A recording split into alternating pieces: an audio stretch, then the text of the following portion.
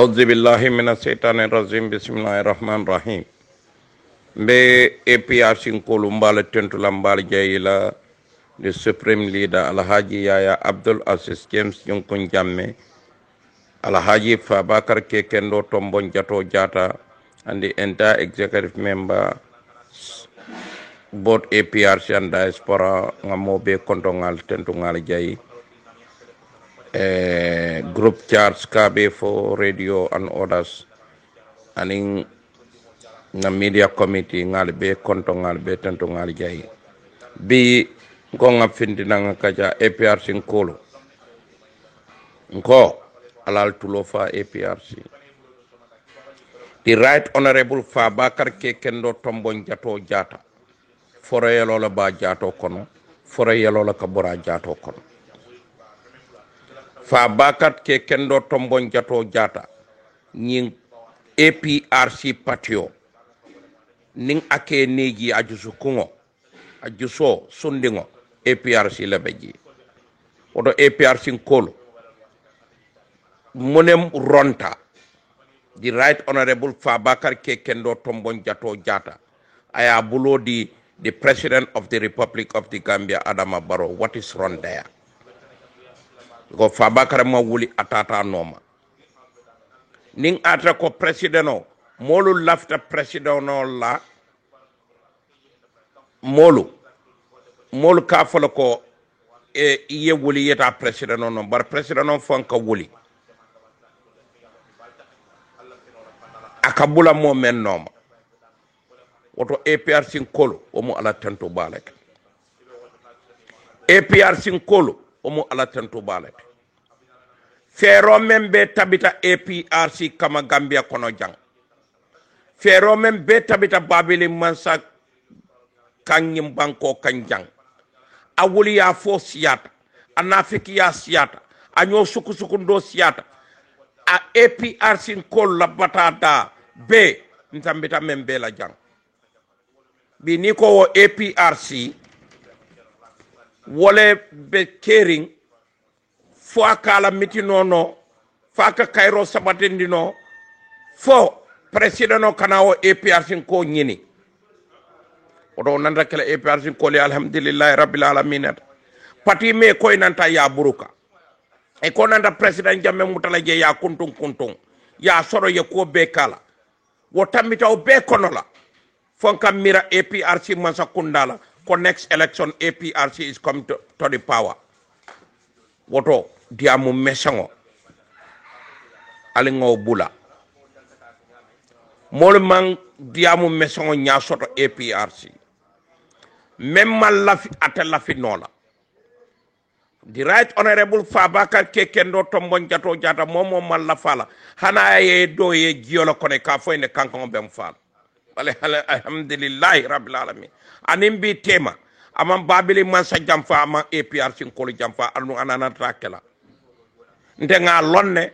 the right honorable Fabakar Kekendo Tombon Jato Jata mo façon na mat woto APRC kolo molu yemmen fo e lafta e wala practice kan wala mu ning alinga do kono nge janjang bar APRC manka wote APRC kun kilinamo wala mu the right honorable Alhaji Yaya Abdul Aziz James Yunkun Jamme APRC supreme leader adu mol APRC kolo nka wala lamoy the right honorable Fabakar Kekendo Tombon Jato Jata nka wala lamoy the national executive of APRC nka wala lamoy APRC is not governed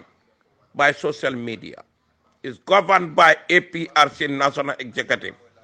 led by Alhaji Yaya Abdul Aziz James Yunkun Jamme Babili Mansa me yalonko siran ka tele batung to govern this country Gambia oto APRC gache ngalama APRC alali nya taw aliyale tulo taw nkata damen silobe nunto silobe pompirine bara alhamdulillahi rabbil alamin futata manola kam moto be borlale ko 1 million kilometer per second. Allah bless APRC Babele Mansan, the Right Honorable Fabakar Kekendo Tombonjato Jata, and the entire APRC. God bless and protect. Thank you. Porukana extension okay.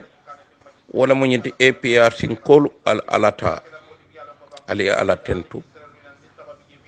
Ko Babeli ementumbulu wala munyinto hafet ka alatentu lungolo ni wulete kadua. Nko APRC itarote jala mo bala Gambia kono jam. APRC mo patilete me jalan ko atele fuarolu ma koy jang atele silol do ko jang atele jama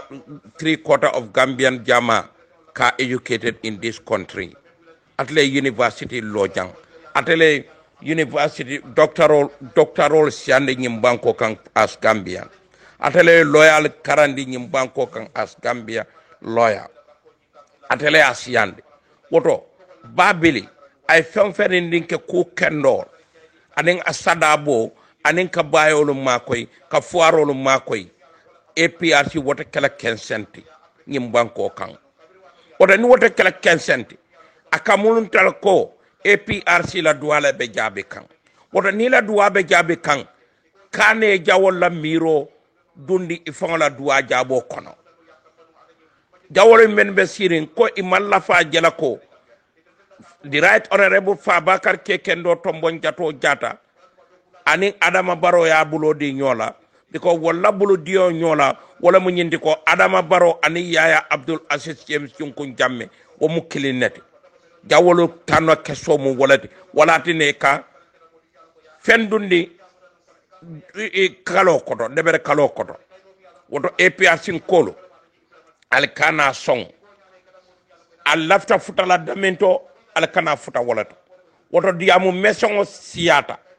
ali national executive jube ikata nyamen nali e jube kata nyamen ale be kontan nale be tada men be futala jele woto APRC gache ngalama ale nga muta nga pus lafta futala damen be futala jele Cairo ko be ka ku wala kono Cairo ko be ka ku wala kono woto APRC nga lombu nyane khoromo menna ale ngaw tamande alien the Right Honorable Fabakar Kekendo Tombonjato Jata akungo ma demi ada ma demi asingo ma muta ning ala sonda abe batino sikala abadila the Right His Excellency Alhaji Yaya Abdul Aziz James Junkun Jamme Babili Mansa Gambia kono jang woto ngale be tentu ngale jayi ala baraka ba أعوذ بالله من الشيطان الرجيم بسم الله الرحمن الرحيم الحمد لله رب العالمين الحمد لله رب العالمين بدن دارو ديلا ngati barole moy e ka fo ha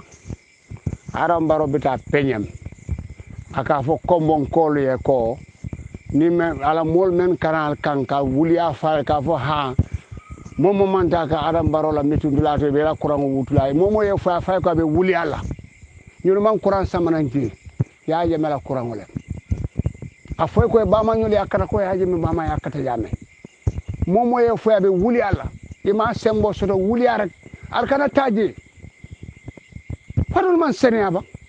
ni lota ñan ban san ko ga ko ta dingo di setanola a sacrifice fadul man senia albita bulalam kanato la fo dan ma lo jol tara dawda arsango la kasia hey al sia la so kono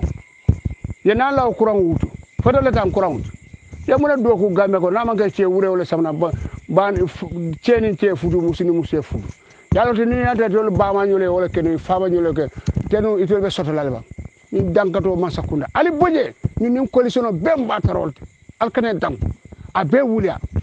lo hada bole mu adam barulo abe wulia al kane danko ñun be mang ñun be mu la sila furi walati hey momo altar silo ñi aje bela dogo tele kurangu nati ñun manate momo ya fa be fa ko e wulu mo ñama ma fa kurangu wutu e fe men do ko kawlu wutu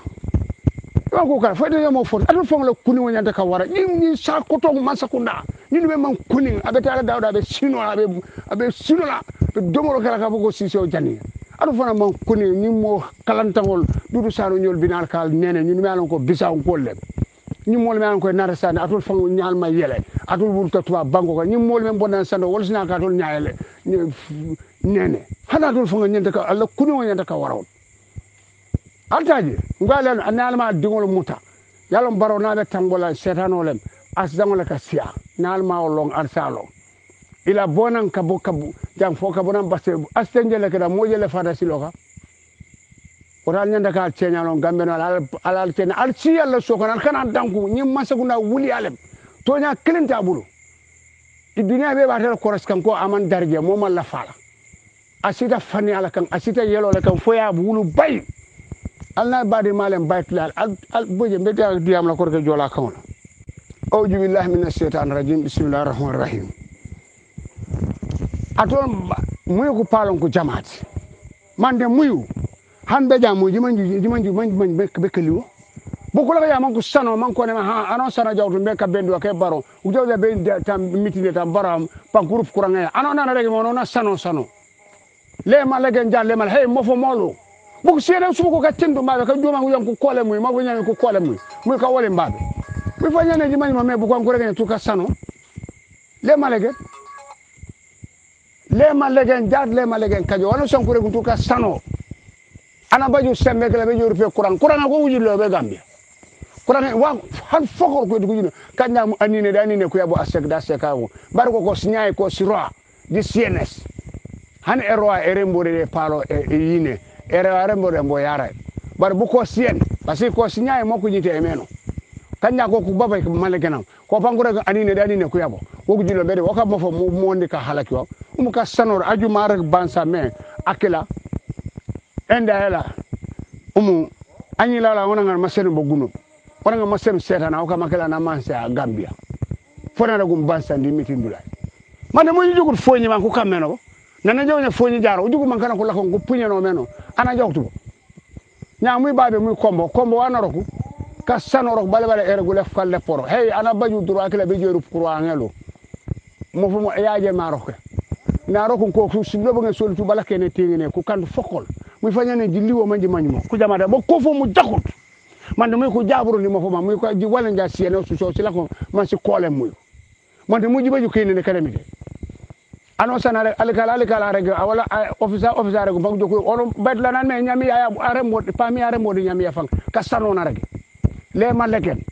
tamana pour ngol ma o mala ko jabile ay jox he jakuru burgo si accident ma si jofo ji pour ko nyala ko man ko yabe tegele ma jabe ka bendo ke baro ma juk si accident na fa buju man fa dango bu ya mom bu ko buju la an ko man buje ba bolonge bu kana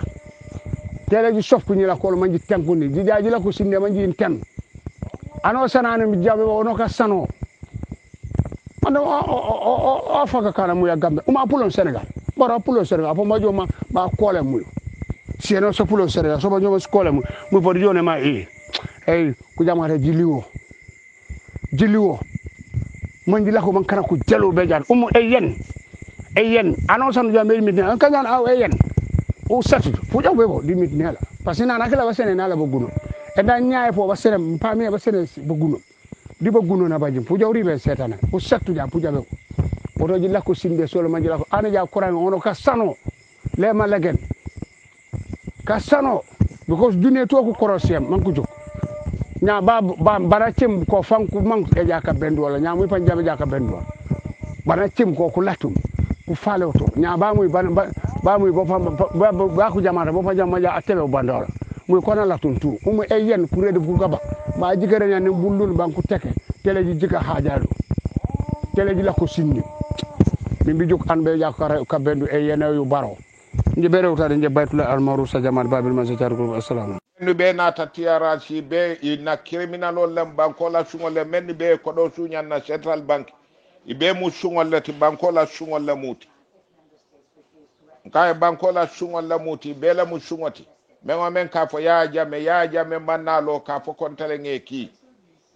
ibe yake bandi ale kama aninka banko nakaro kama so toña kilinta kuwo kono toñate bulo kon mbele ñanta regret la wala bi kadam baro bondi je ka ya jame bondi je kadam baro keje ntoli bele ñanta regret la wala bi because ya jame le fisata adam baroti si ñata nga ninkili ñanta Hussein Dabo le kela jenu animi so warta baki mo bele ñanta regret la because adam baro mantara tous la banko kan pour ka banko la kodotinya ya jame du na si wato ama banko la kodotinya criminalol te banko kan boro fengo bebe loring ku mantama banko kan banko na flo bebe tinya kan ko bebe tinya kan ya jame beje tuma me wo mantara je akeo keta molu soba itale ke niji nol kambia be en kole amen be kono bi adam barola shiele o bela molu kan so obviously mbele nyanta regret lawla pour ka ya jame bondi ka adam baro sendi o to mbele nyanta regret lawla manyan na te kelaje bare ala la nyinta menna bare manyan na te kelaje nyanta Hussein Dabo le shindi la jenu danu num be problème o men kono tetara o kono manin koli kamen folam falman kurulo ni e palaso di mola me ala malo memo palaso samba nyata alkal fanje nyine kono. This is a biggest mistake. Purka ya jame falling Adama Barrow la biggest mistake le moti. Gambia no la biggest mistake le moti. Adama Barrow ya tarale Hussein Bala palasoto. Nga Adama Barrow ya tarale Hussein Bala palasoto. Hani Birama ji karambu ngota atra Hussein Bala palasoto. Hussein Mansula palasila Adama Barrow bulu. Na danta palaso dronela. Na diata Hussein ya sita international appointment na. Anala londole mu londi tiye bika o balino palaso la. Hussein manke palasi nyine lati. Hussein ye Gambia le ja lafta Gambia la nyata talla lafta Gambia bondi la bulu kurungol le kono. People like Adam Barrow nyol dolu men ya lon koy mantara sobe ala banko kan. Fo ya lon ko ka banko la naflo tinya katra kunta wala banko man need men. Hussein be wala kelela. Yes, it's true. Mo be nyanta regret la le ka ya jame bondi ka Adama keje mo be nyanta regret la wala. Kato Hussein ataman karte fa ya jame Adam Barrow de because atara mara lola kon. Bari mo be le nyanta regret la wala. Mengo me ko ku keje. Pour ka je ko ya jame boje Hussein Dabo e si. Ya jame boje Adam Barrow e si. Nyanta regret la wala. Ya jame nyanta bola jele Hussein Dabo e si je. Bari ya jame boje Adam Barrow shindi je nyanta regret la wala be nyanta regret la wala because man na fa fenna atebe men ka wala jawyata ya ke barolti kato freedom of speak mo kana of Gambia di wala o fighti fangoy Adam Barrow man na o fe banku di wala o fighti fangoy ha soto o mu banku di wala kelolti banku di wala la kelo ke oto fo la kelo soto yela ray soto Adam Barrow man tous ke oto barika banko la di wala meno ni banko do kunya mbe nyanta regret la wala le ka ya jame bondi ka uche fenke nying Adam Barrow keje nyanta Hussein Dabo le kelaje time wes bale mu ka Adam Barrow sendi ya jame noto because time wes o men bebe banko kante ni ya jame beje o nonsense ol tekela kato mo fantete ya choose lawol أعوذ بالله من الشيطان الرجيم أعوذ بالله من الشيطان الرجيم بسم الله الرحمن الرحيم الحمد لله رب العالمين الحمد لله رب العالمين الحمد لله رب العالمين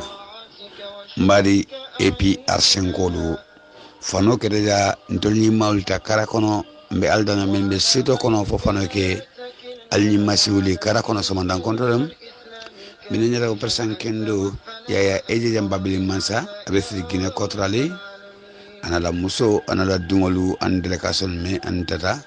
jade kene be kontona kanabula Gambia min nyaton ko kontona paba kartombo njata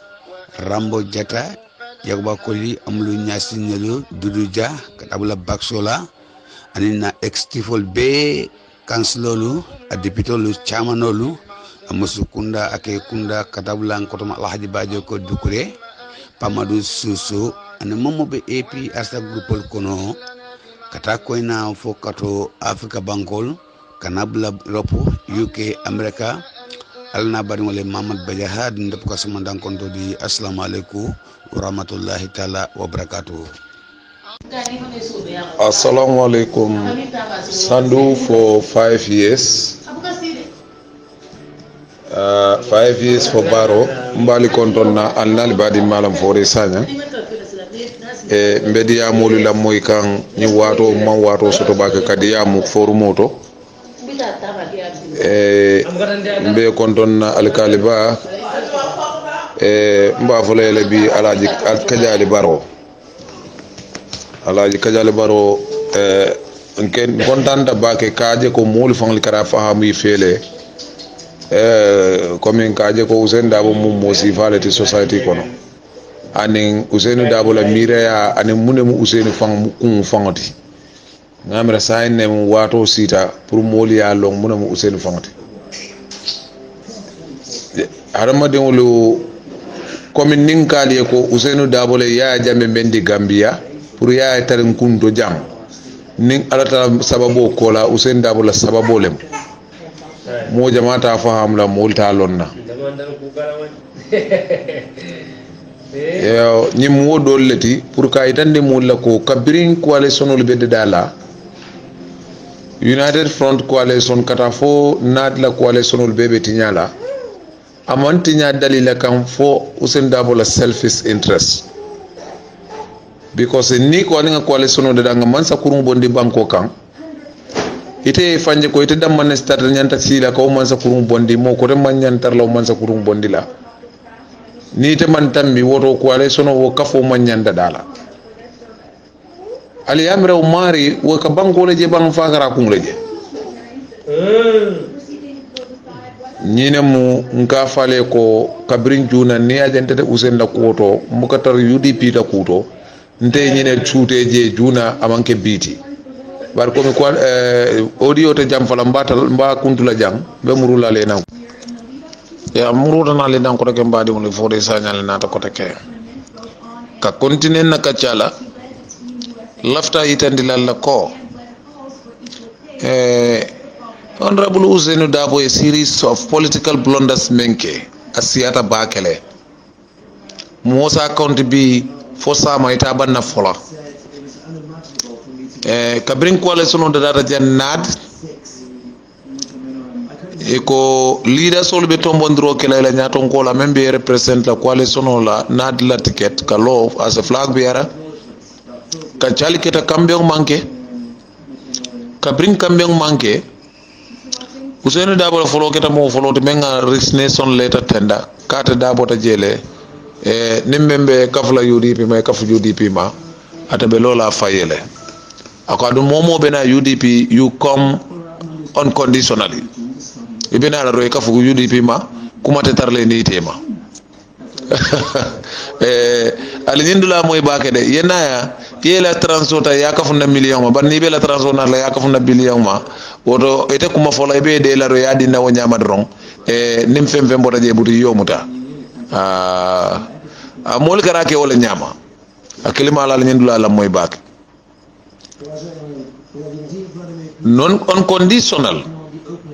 politician ol bijam mel boko ongul honorable Sidia Jata nyolu e ka Usain bayndi fala bungono ka diamae pour ay murunan coalition ko nata lafta leadership la ya na coalition lead e na agreement ol dada e be coalition nyin taman la nyamen aman som ya soje sale nun ka foko adam baro to bonta nyame nga wo fananke ba nga rasantol to regional beto nga moli nati banko kan yena ye primary kente ma nimme winda nga bulaw noma nat kana janjang aman song ndata election la UDP lusta nat lusta ya jame winda United Front nata o United Front fanan aka data aka chato ndata election la United Front lusta UDP lusta ya jame ganyeta nim futata ñin coalition o fananto kabrin ala fango la nemo bina gambian kol kan mfutata kabrila ala eji tambita pour ka yitandi molla ko ala fana ba yitandi kam molla ko ka yitandi ko usen dabo mum musi falete kabro keta ala eji tambita wera lafta man sayala la amam patio le nyaton kaya sorenda UDP diwlima mul interest ila sang ya si amantambi woli lo patio nyato don la lo woli koma ka woli fasa ako hani e janjante ma nyaton ko tombo no atabe mu ke bata ma foy ko tela sio tambitale al modo jibe e janjanta e ko UDP youth wing wole ka funti ka foko electoral reform for what? 20 years ago, let's say 25 years ago, some 15, 17 years ago, electoral reform be constitutional kono aliman electoral reform call fo ko carte carla siole tambita atul la ka fo me yalon ko musafo no nearly 100,000 people plus atul ma mo soto no kono membe lolo atul la fo ala flag bi ara yala fo ka fo be loi falina loi condition na loi e loi falling so that atul left me lo welo bar kabri loi o mutaya mabo atul be min totole kabri loi ya mabo ale flag bi ara bondi min falma bondi UDP le kabri lu amam funte ama nyam balang lu al nyanta moto mbona kabri to mole bar hani because selfishness la be ko kono al to jeno la bar alay man sa fe membala aku banko be falina nyine la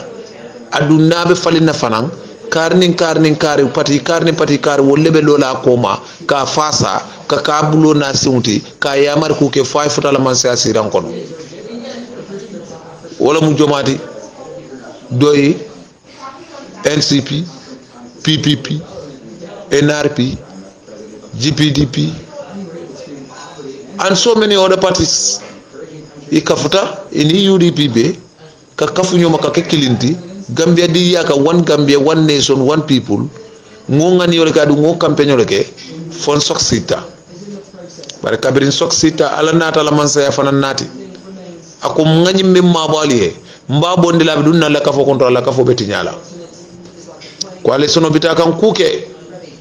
ya jame yal kul be ka korta molla na balandar don khalifa diam dar mol ko e mbar nga baba khalifa la moy bi mala be mune fola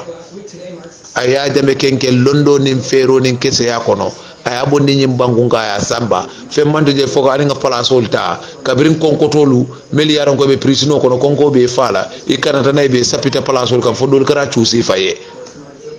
adam baro place o di bele ko adam ay ko loi 5 years le fo nga 5 years ke khalifa o man la fi fenna ngoy ka ñene akoma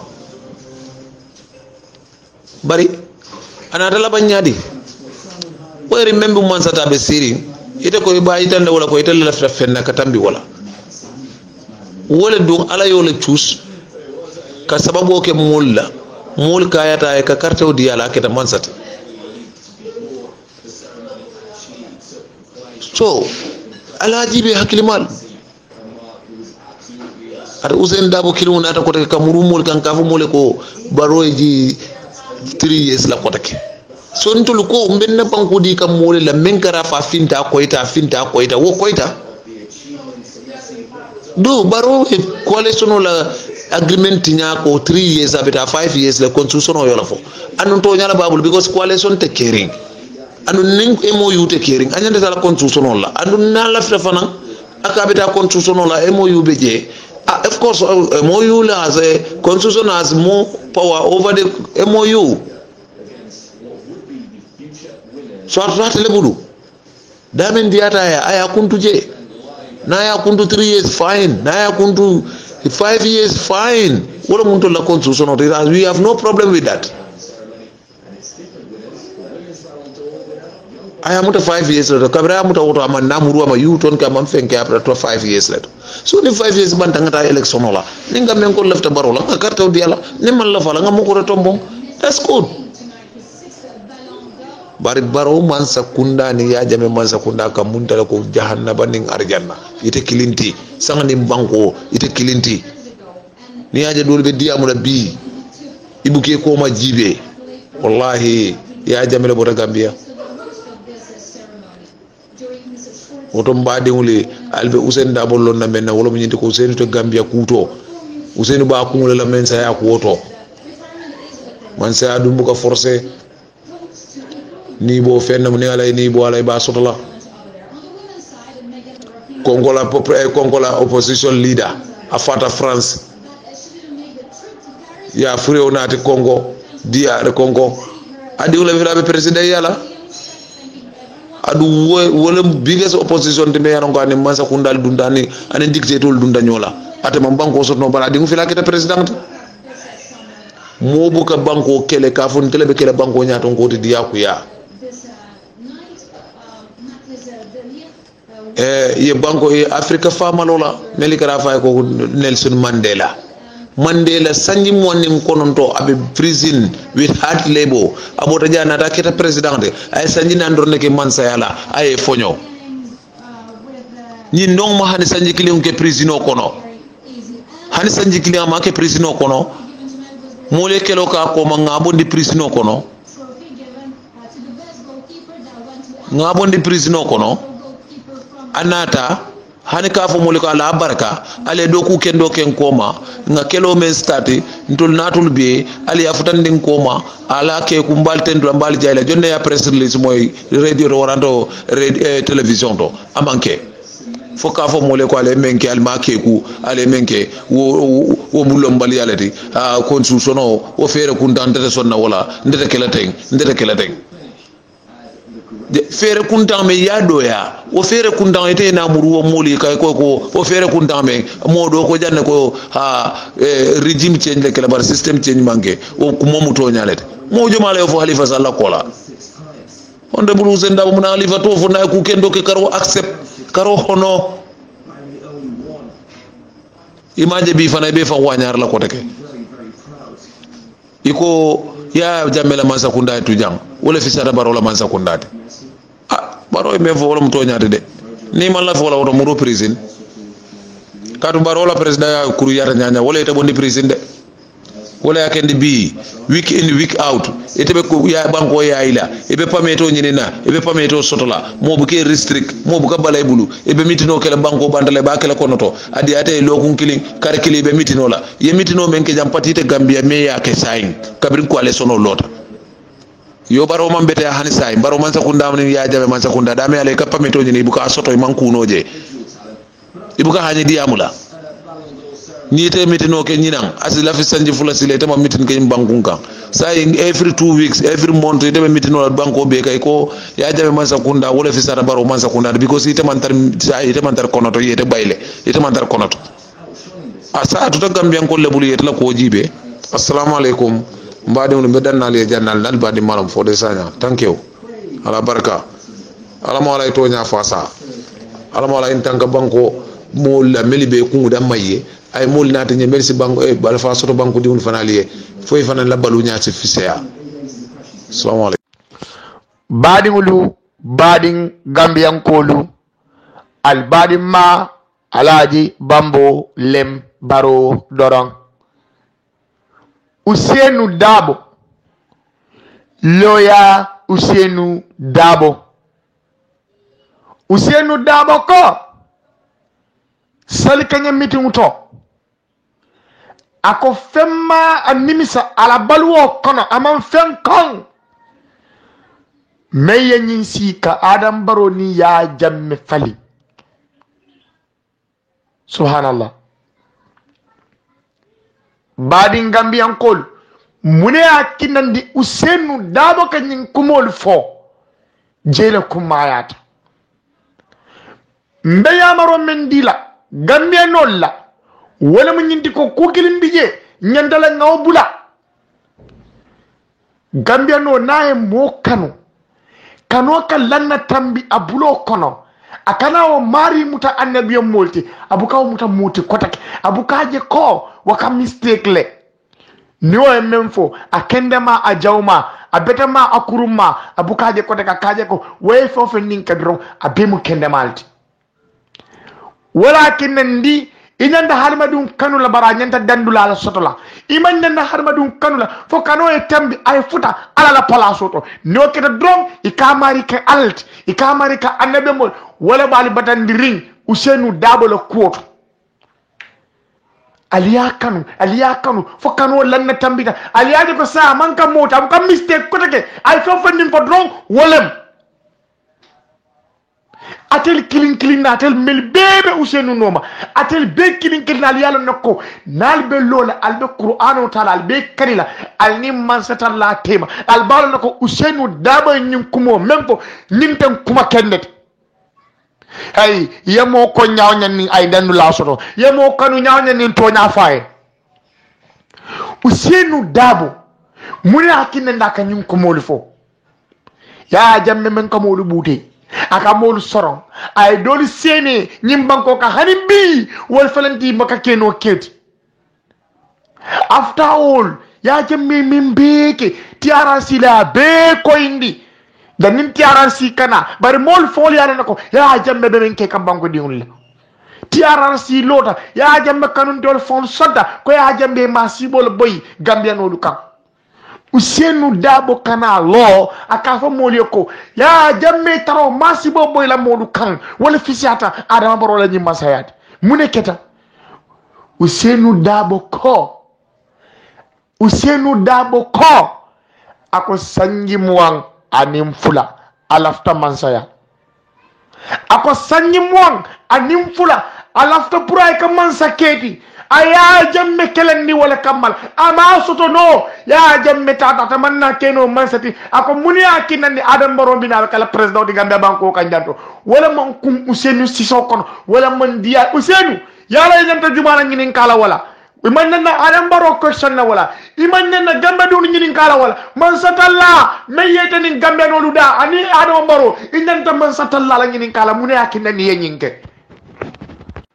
bade wonu hansay albadi ma alaji bambo lem baro doron Ousseynou Dabo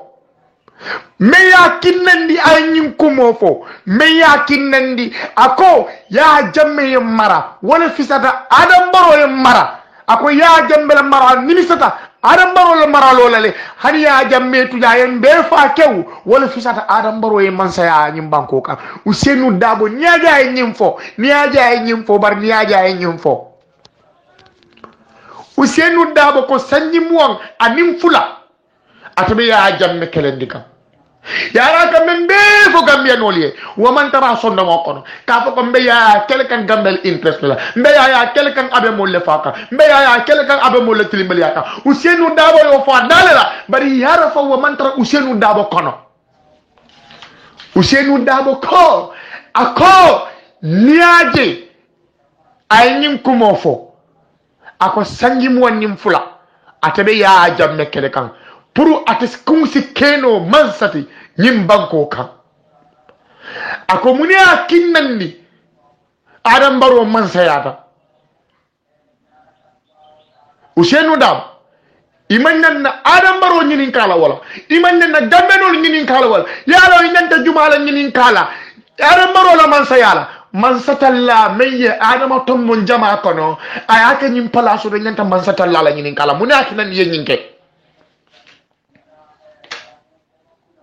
inanda alala nyinin kala alala ya tombon aya nata ya kije Ousseynou ma ninne mutano asondo mo kono ninne ka kamfa ninne ka dimi bari kayen nako Ousseynou akon nam ikaye Ousseynou akon nam ikaye hakiloto ikaye mansa anyi sanyi woni fula ima soto no idaha ita soto la de ikaye ko ilafta lola UDP la flag bearer 2021 nilota ibe nimi salat adam baro be butela ibe boyla carte kesola asinaka ni torot asinaka doli alkiyamatat atara mo bunuma mayla la yemira nyulu bela aka kamba aka kinna nako kuma aka kuma fo afon buka ala ta memfo ninne ka dini Usenu ta dal folla mo sa amalla mo la kote a fola kala mobile ta akata Facebook akabula kuondo makabula mitundo make follow akade naya je molu melbe Adam Barrow mo woko Usenu Diming akade nim famu kala be kala nyame man sayamu ala tayti nako attaqueleti mukabadan nin naka Usenu Diming ako muni akinna ni sanyi mo nim fula atabe ya jamme kele kam pura ka mansati ama soto no muni akinna ni Adam Barrow ketati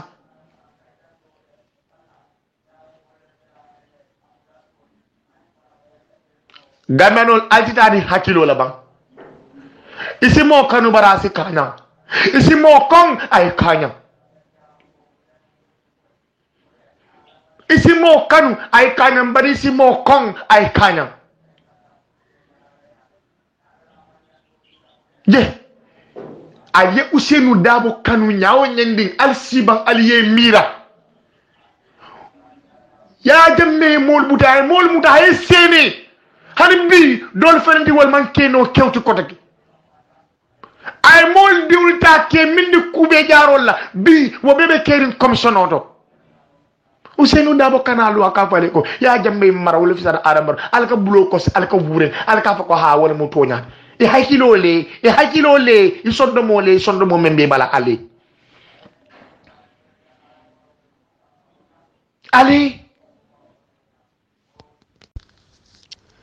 assalamu alaikum wa rahmatullahi wa barakatuhu. Majlisul Rawda majlisul jaha ngali be konton alfa kendol mum be nga be konton be konto sin la bema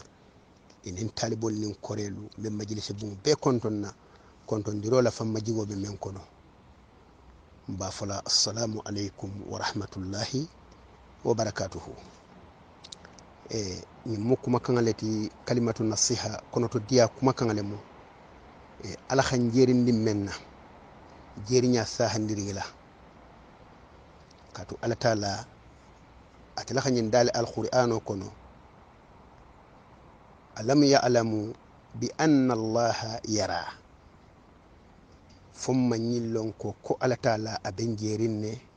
jenya be alhaqiqoma fumma nyillon ko ala taala atalim mansoti manso mengalon ko asin jerindi kul fanalila ala fonnin sireya kan wo manso wo jareta tento lale wo jareta jagiro lale alhamdulillah ala khanjerindi menna mbe kumala wolela nin allah taala temo manso menganda niyo bu at manso le bulu atele ben faghla atele ben kuninna يوم الجزاء على خا نجيرندي وقت جان 2016 kono carte fayo be nyaatilindi mo xol jijol be farla duwali be kering ala la mo nyimmali be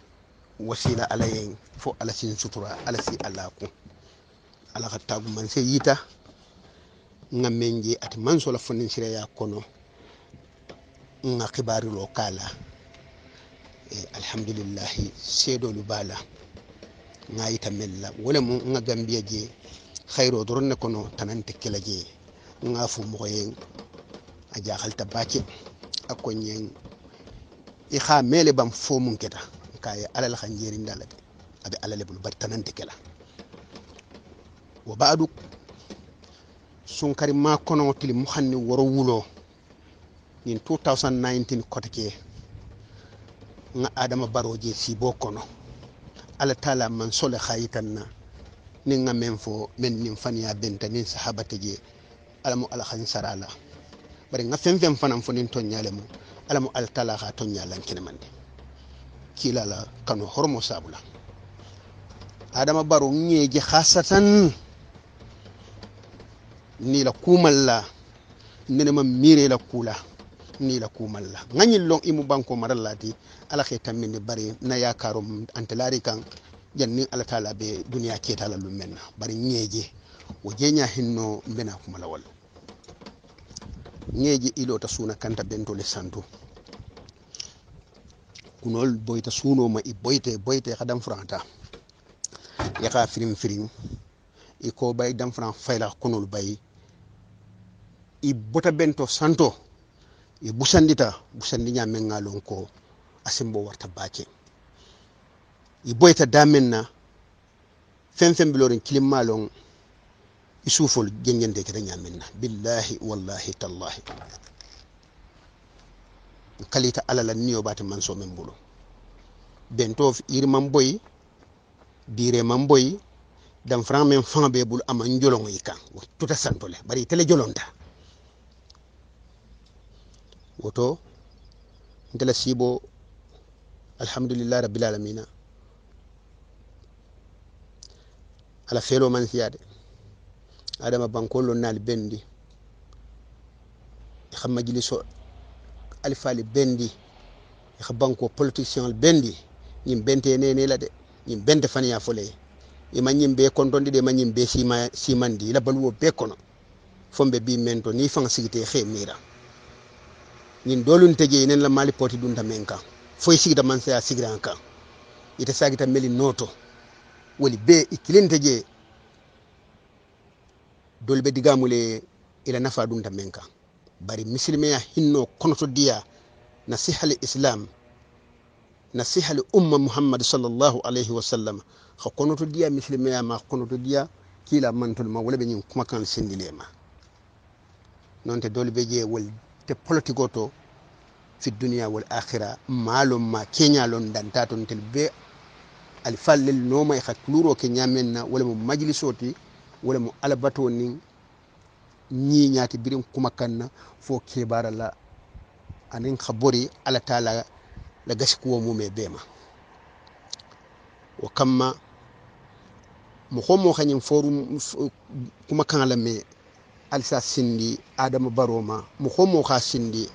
ama alamu allah taala xamni mari sara nyala membe timmarin alamu asara lankina mala khayro kono nte kuma kan jamfala Allah taala dalita kalla sayalamuna summa kalla sayalamun ako dalta ko ke kalla sawfa ta'lamun summa kalla sawfa ta'lamun ni aya fulan abebe saharin adama baro ado bato nin alakidi taala isinaje isalon isinaje koteke isalon isaje kote isinaje isalon woto mo nyimmal milbe kumale yen ñilite jaxuti ñili dante politique sionglu ali falu bendi ini xa kacca gambia mu hinna bankoleti yo bunya bankole mu bankole mati ala xa fisamante ya balkeje milbe lankina mari ita adam fang xolonne jannin ibe sudiyala ñi man saya inene ma mira wat soto tan nimmo xa foye isa me bari asi jaxali ita be kala man soto ñamenna woto ata ala menna fonnin sireya ani mohol la kafu ñogomo xeki mansati o bunya iba bunyari xa bunya la fa mo jaxol kane i marasa inna as-saytana akum lakum aduwwun fattakhjuhu aduwan setan mo alen jaxoleti alfinal khamata jaxoti hadamadin setano beje jinna setano beje setani ma'rufo beje setani nafsi fanam beje wala mu ifanga sike fanye setan din bebeje jinna setan beje hadamadin setan beje fanga niyo setan beje setan ma'rufo fanam beje setan al jinnu beje setan al insu beje woto kammala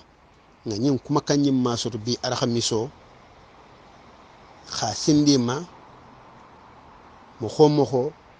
ñin kuma kan sindima ala kan kila kan nte xedani mbafula ko assalamu alaykum wa rahmatullahi wa barakatuhu alifalu mbali be konton na majliso alifa ñimmal mume be anin na betolu nin majliso talibe ñimmal mume be xali be konton xafali yanko ala baraka ala baraka kanna ustaz ba konton men keta fadilatu sheikh ba khawsu fofanati